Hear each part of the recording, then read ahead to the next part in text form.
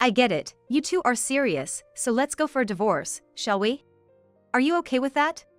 Yes. Thank you. It's great timing for a divorce. Now I can go on next week's trip without sneaking around. What? A trip? Today's the perfect timing for a trip, with both the pregnancy and the divorce confirmed. It's gonna be hard to move around with a big belly, right? That's why we decided to go on a trip before that. I was actually planning to lie to you tonight that I got a business trip next week. I'm in the process of divorcing my husband after uncovering his affair. It's fine, but since I mentioned divorce, it seems like my husband and his mistress think they can say anything in front of me. They started blabbering about the trip and even the lie they were planning to tell just to go on it. Their baffling actions continue even after that. What's this? Having decided to divorce, I left the house and was temporarily living in a hotel. There, an envelope addressed to me arrived. When I opened it, there was a filled-out divorce form. I understand they want to divorce quickly, but to deliver it during a trip? Are my husband and his mistress mocking me? I'm dumbfounded by their actions again, but it's helpful for me to have the divorce papers first. Got it, I'll file for divorce. I'll also move up the stuff tomorrow, so don't worry. I decided to make these two, who take infidelity and divorce lightly, realize the severity of their actions. I'm Jennifer, a 36-year-old pharmacist. At my age, people often assume I've been married for a while and have quite grown-up kids. However, I'm actually a newlywed, not even a year married to my husband Kevin. Everyone called my marriage a miracle, and I agree. The miracle isn't just that I got married at this age, but also that my husband, 10 years younger and handsome, was part of it. I proudly showed his photo when announcing our marriage. Such a young husband and an older lady like me met at work. I'm not particularly outgoing, and there are many women in my workplace. Most of our pharmacy's customers are elderly, so young men seldom visit. So, having no romantic encounters, I realized I was over 30. Though I wanted to marry at some point, I became content with being single as work was fulfilling. About 2 years ago, when I was convincing myself of this, an unexpected encounter happened. Excuse me. Please help me. Sure, I'll take your prescription. At the pharmacy where I work, my then 24-year-old husband came in. He was a salesman and had been in a traffic accident while making his rounds. He was visiting the pharmacy to pick up some patches for his injuries. Handsome men rarely visit, so us ladies secretly got excited. But since my colleagues were married and young men wouldn't be interested in me, we just admired him from afar. However, all my colleagues were already married, and I didn't think a young man like him would be interested in me. We treated him as eye candy, much like watching a cool idol on TV. So, I just handed him the medicine and processed the payment, thinking he was handsome but nothing more. His visits to the pharmacy for treatment continued, so he kept coming to my workplace. Sorry, can you help me with this? Sure, I'll take your prescription. As usual, my husband and I only had transactional conversations. This was his third visit to the pharmacy for patches. I figured his treatment would be ending soon. So this might be the last time I'd get to enjoy the sight of him. As I went to fetch the patches, carrying the prescription, I noticed a post-it note attached to it. It had a string of letters and numbers, which I initially thought might be some work-related number. However, it's unusual for additional instructions to be written on a post-it. Curious, I peeled off the note and took a closer look. It appeared to be an ID, possibly for a messaging app. Why is there a contact note on the prescription? I wondered, confused. I asked my colleagues. Is this a directive from the hospital, asking to be contacted? My question seemed to stun the 3 married colleagues present. Worried that I had asked something out of the ordinary, I felt embarrassed until they accused me of bragging. One of them even slammed a piece of paper and a pen on the floor, telling me to write down my contact information. Only then did I realize the note was my husband's way of giving me his contact details. I wasn't trying to boast, nor was I oblivious or naive. I simply thought it impossible for him to be passing me his contact information. Now understanding the situation, I hurriedly wrote down my contact details and rushed back to where my husband was waiting. Sorry for the delay.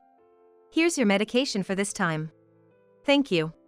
While I handed over the plaster as usual, expecting calmness, my husband, as always, received it. The only difference this time was that I had slipped a piece of paper with my contact details into the plaster I handed him. That night, I debated whether or not to contact my husband, staring at my smartphone laid on the table, its screen dark. I wanted to contact him, but I think I was desperately trying to find a reason to do it later, as I couldn't muster the courage. Suddenly, my phone lit up and rattled on the table, startling me. It was a message from my husband inviting me out to dinner. Of course, I had no reason to refuse. He continued to ask me out, and we started dating, leading to marriage after 2 years. When we began dating, I once asked why a young man like him had given his contact details to an older woman like me. I thought you were in your 20s until our first dinner date. What did you think when you found out my age? I was surprised you were older than I thought. Is that all? Huh? Yeah, that's it. If I like someone, it's natural to make a move, right? My husband, not understanding the meaning behind my question, answered with a question of his own. It seems age doesn't matter to him in love or marriage. At that moment, I felt embarrassed for being so concerned about my age. However, while my age-related worries were resolved, I had another concern. About the expenses for our wedding and starting our life together, should I contribute a bit more? I found it hard to say directly, so I hesitated. I earn significantly more than my husband, with considerable savings. This isn't because I'm a pharmacist and he's in sales, but simply due to our age difference. Naturally, I wondered if my husband felt uneasy about earning less than his wife. Moreover, being only 26, he couldn't have saved much yet, so I felt bad about him shouldering the costs for our wedding and new life. Why? Let's split it 50-50. I'm gonna work hard from now on. But like my worries about age, this too was an unnecessary concern. My husband alleviated all my fears, and by the time we married, I had no more doubts and could genuinely feel happy. My colleagues and friends envied and congratulated me on my marriage. I thought we would lead a happy married life. But soon the situation began to change. The first 3 months of our marriage were blissfully happy. My husband would rush home from work, we'd go out hand in hand on weekends, and he helped with the household chores. The only thing missing for a perfect life was a child. But given my age, I was a bit worried about that. However, having accepted my age, my husband would probably understand. I decided to put the child issue aside for a while and fully enjoy my current happiness. Yet, 3 months into our marriage, our blissful newlywed life began to crumble. Are you coming home late again today? Yeah, it'll be the usual time, I guess. Don't you think you've been coming home too late lately? Sometimes you even miss the last train and have to take a taxi. What? You're complaining even though I'm working hard? No, that's not what I meant. My husband, upset by my words, forcefully closed the front door, making a loud bang intentionally. The vibration and air pressure from the door closing knocked over a picture frame of us on the entrance shelf. I gently set the picture frame upright and slowly opened the front door to head to work myself. He's right, it's selfish of me to want him to come home early when he's working hard. But I don't want to be selfish. I just feel anxious because his attitude has changed too much recently. Hey, isn't today the day for burning trash, and isn't it your turn to take it out? Oh, my bad.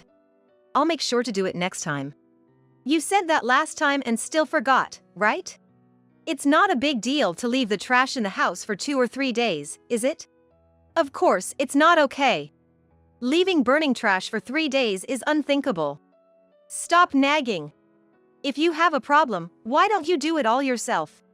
When I addressed this to my husband, who was lounging on the sofa playing with his smartphone, he made an annoyed face and escaped to the bedroom. Before marriage, we decided to share household chores.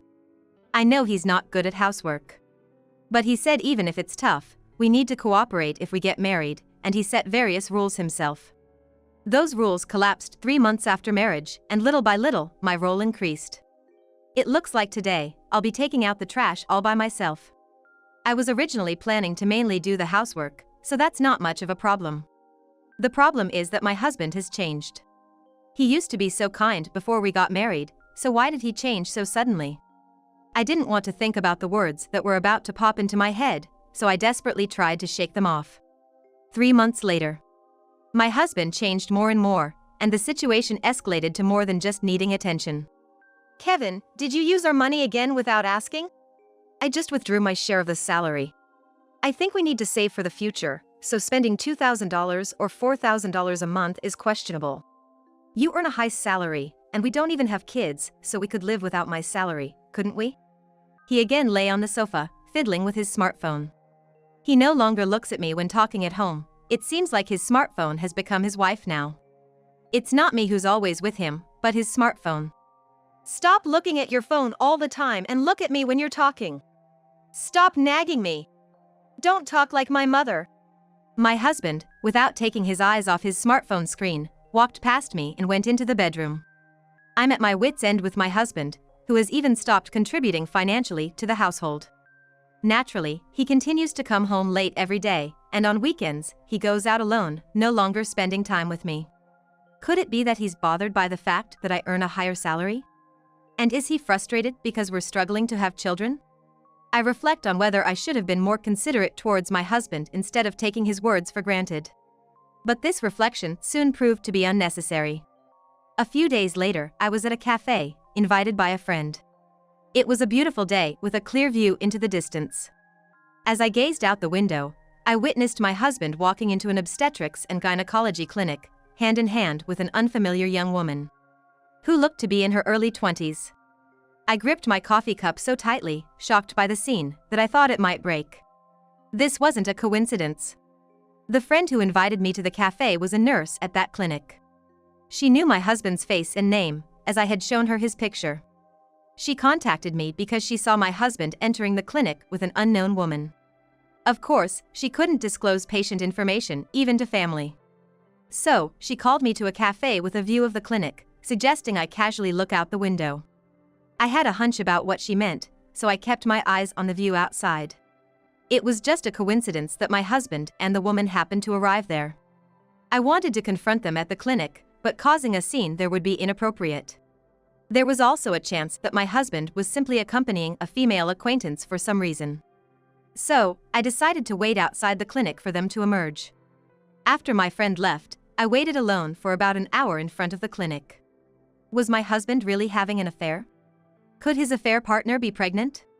Or was he just accompanying a friend for her appointment? The hour felt incredibly long as various thoughts raced through my mind.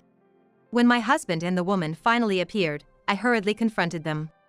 Could you please explain why you were at the obstetrics and gynecology clinic? You? Why are you here? My husband, who usually doesn't look at me and focuses on his smartphone, now had his eyes wide open, staring at me. But I turned my gaze to the woman, who looked extremely uncomfortable. Though it wasn't confirmed yet, I braced myself for the possibility of my husband's infidelity. Can't talk here, let's move over there? I pointed to the cafe where I was just with a friend and moved to the shop with my husband and a woman. Even after entering the shop, I didn't start talking right away. To calm myself down, I ordered the same coffee I had an hour ago.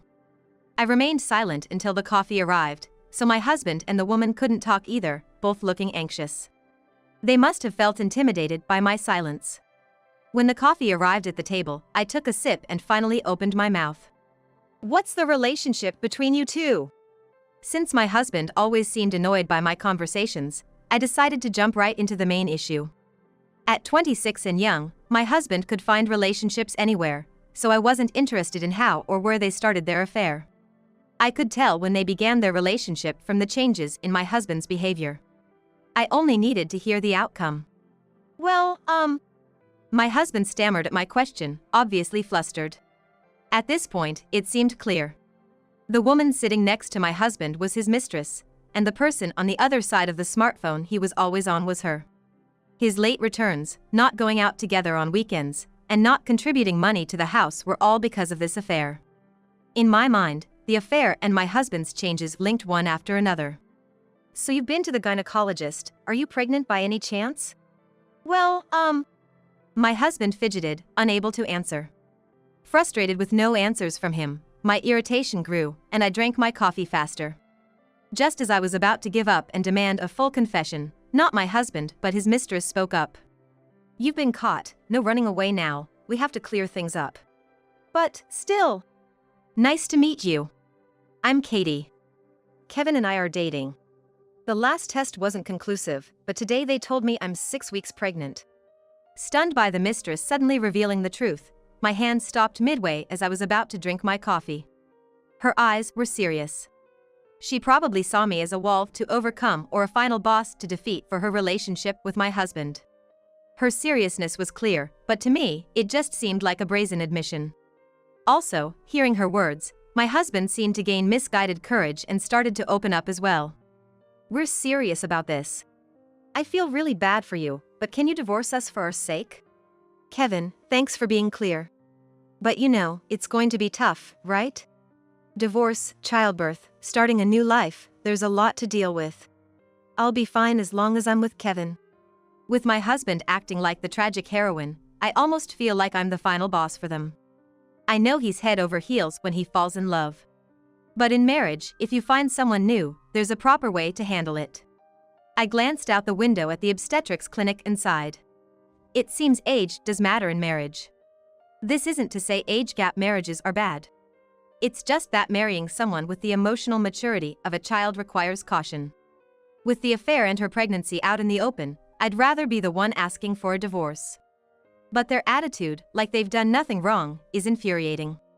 I can't stand the thought of them defeating the final boss and having their happy ending. I need to let them know how serious their actions are. First, I have to tell them I'm open to divorce. "So, I see you're serious. Let's go ahead with the divorce." "Really? Thank you so much." They hugged and celebrated loudly, drawing stares. I wish they'd remember this is a cafe. I'm embarrassed. "Good timing with the divorce.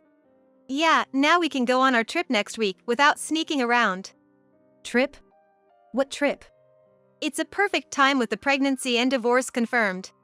We thought we should travel before Katie's belly gets too big. I was gonna lie to you tonight that I had a business trip next week." I almost dropped my cup, my hand going limp. They think now that I've agreed to divorce, they can say anything in front of me. They blabber on about their trip and lying to me to make it happen. "We're getting divorced, right? Aren't there things to discuss? Can't you cancel the trip?" That's a bit. Really? You're going to make us cancel? Let us have this trip." I sighed, the biggest one in my life. They're more concerned about their trip than the divorce. "Do you understand why we're divorcing? It's because of you too. Let's just decide quickly then." "What do we need to decide?" "Quickly? Well, it's about dividing assets and your affair's compensation, I guess. The apartment's rented, so one of us has to leave, but I'm not staying. I'll move out." "How much is the compensation for the affair?" "Katie, can you look it up?" Told by my husband, his mistress took out her phone and began looking up compensation for affairs. What a casual discussion. However, I decided to watch them with a warm eye, to let them realize that divorce isn't as easy as they think. "The internet says it's between $10,000 and $60,000. That much? Can we settle for $10,000? I'm not a legal expert, but that seems too low. We can decide on the compensation after the divorce. First, let's talk about the house and money since it affects our lives after this." "Right. You're moving out of the house, right? Then, Katie and I will live there. I'll move out right away then. I'll move my stuff while you two are on your trip. Next is dividing the assets. It's mainly our savings, right? We haven't been married long, so half each sounds fair?" "Sounds good, let's do that." I internally smiled as my husband said exactly what I wanted him to, without much effort on my part. This is why divorce discussions aren't supposed to be rushed. To formalize our conversation, I borrowed some paper and a pen from the cafe and drafted a simple document. It stated our agreement to divorce.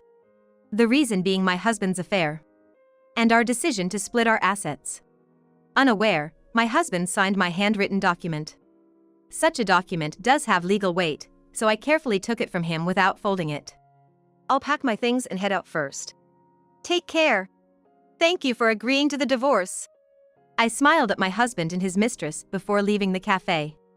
The following week, still searching for a new place, I was living in a hotel.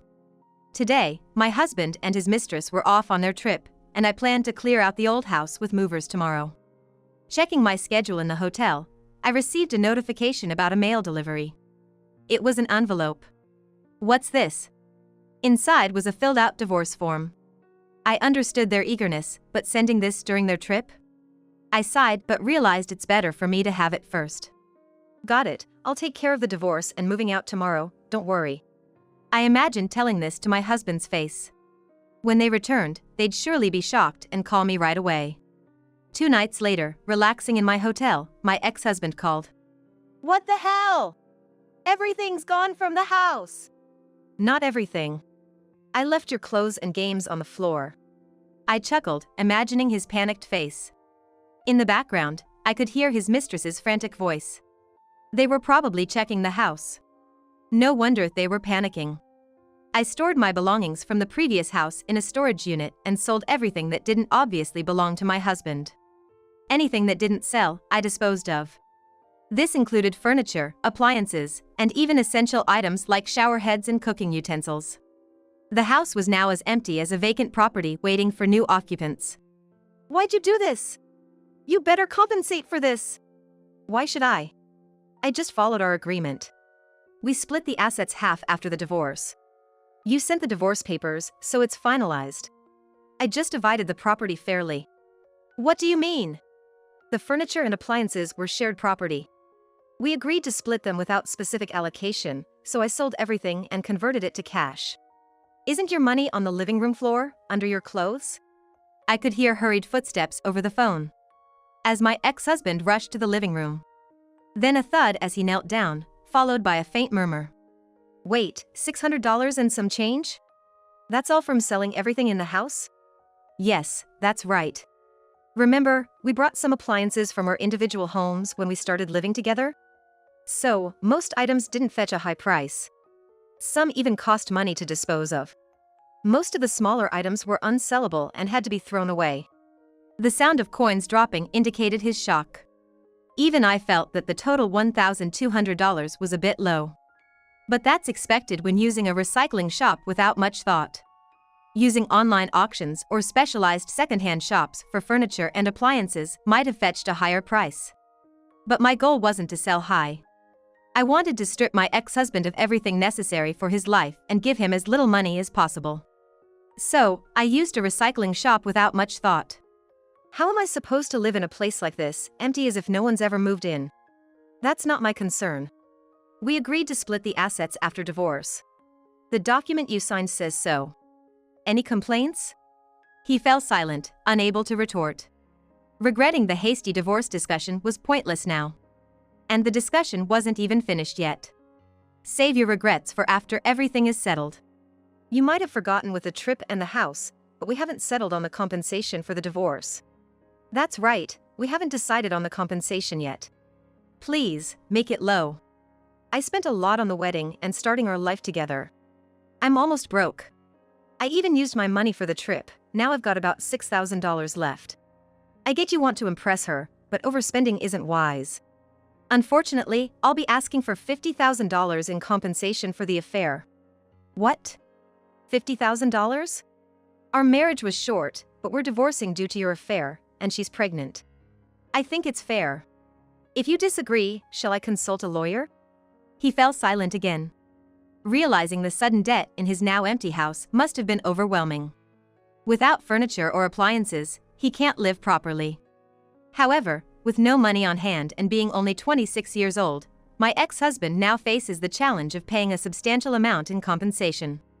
This situation likely means furnishing his home with new furniture and appliances will be a distant prospect.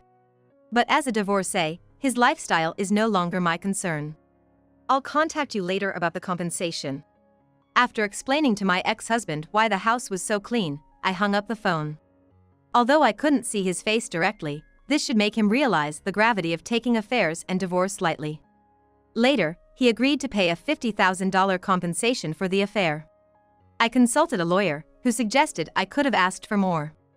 However, considering his young age and almost penniless state, $50,000 would be a significant enough impact. My intention wasn't about the money, I decided to settle at that amount. The young couple, my ex-husband and his mistress, should ideally have united to build their lives from scratch. But it seems things didn't work out between them. The mistress, a part-timer with no savings, and my ex-husband, left with only about $6,000, led a pitiful life after the house was emptied. They used cardboard boxes as tables and cooked with a portable stove, a truly miserable living situation. Reportedly, she left the house within a week. With the breakup, my ex-husband now faces definite child support payments. Despite divorcing me with the intention of marrying his mistress, he somehow ended up alone, his financial obligations increasing. His downfall didn't stop there. He had posted pictures with his mistress on social media during their trip, announcing his divorce from me and plans to marry her. Naturally, this sparked inquiries at his workplace. If he admitted the breakup, questions about the reason followed. Despite evading details, rumors about the affair, pregnancy, compensation, and child support spread, and the world has its mysterious ways. With a tarnished reputation at work, he couldn't continue his job and resigned. Now, with the need to pay for the affair's compensation, child support, and secure living expenses, he urgently needs to find a new job. Being passionate and straightforward in love is often seen as positive, but considering my ex-husband's actions and current situation, it's a matter for thought.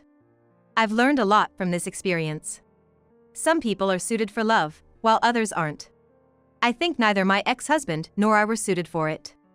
In today's world, there are various forms of happiness beyond love and marriage. For now, I'm content with my work, focusing on it daily.